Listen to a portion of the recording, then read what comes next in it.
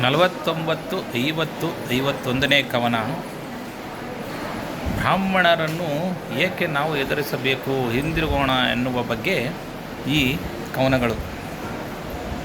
ತರುಬಿದನು ಮಾದ್ರೇಶ ಪವನಜ ನುರುಬೇಯನು ಅನುಜರು ಬೇಯನು ಹೊಲ್ಗುಣನ ಬಾಣವ ಮುರಿಯನುತ ರಾಧೆಯನರಿದನು ಸಿಂಹನಾದದಲ್ಲಿ ಕರುಬರೋ ಗಣಯಂತ್ರ ಬೇದಿಯ ನರಿದು ಕಾಡುವ ಕುರುಡರೋ ನೀವರಿತು ಕಂಗೈಸಿದರೆನುತ ಕೈಗೊಂಡನ ಭೀಮ. ಅಂದರೆ ಮಾದ್ರದೇಶದ ದೊರೆಯಾದ ಶಲ್ಯನು ಭೀಮನ ಆಕ್ರಮಣವನ್ನು ತಡೆದನು.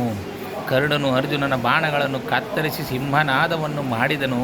ಭೀಮನು ಶಲ್ಯನಿಗೆ, ನೀವೇನು ಹೊಟ್ಟೆ ಕಿಚ್ಚಿನಿಂದ ಯುದ್ಧಕ್ಕೆ ಬಂದಿರುವಿರೋ, ನೀವು ಮಿಸುಕಿಸಲಾಗದ ಬಿಲ್ಲನ್ನೆತ್ತಿ ಯಂತ್ರವನ್ನು ಭೇದಿಸಿದವನ ಪರಾಕ್ರಮವನ್ನು ನೋಡಲಾಗದಂತಹ ಕುರುಡರು ಯುದ್ಧಕ್ಕೆ ಬಂದಿರುವಿರಲ್ಲ ಎನ್ನುತ್ತಾ ಮರದಿಂದ ಅಪ್ಪಳಿಸಿದನು.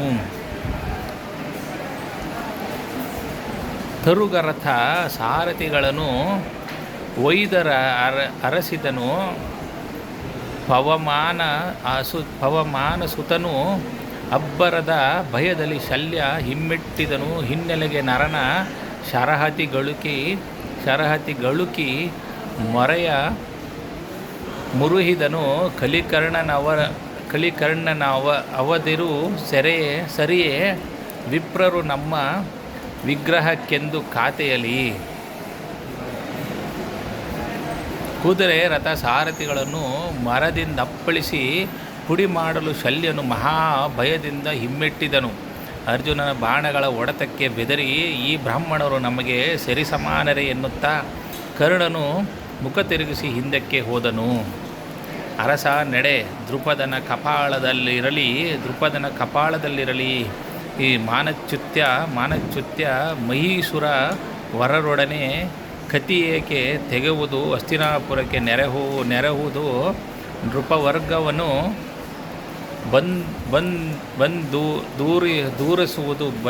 ಬಂದೂರಿಸುವುದು ದ್ರುಪದನ ಲಲಾಟದ ಬರಹವನ್ನು ಕೇಳೆಂದು ನುಡಿದನು ಕರ್ಣ ಕುರುಪತಿಗೆ.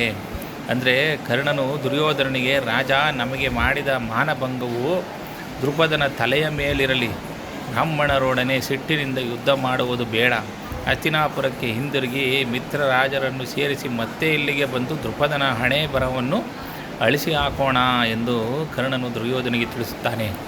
ಧನ್ಯವಾದಗಳು.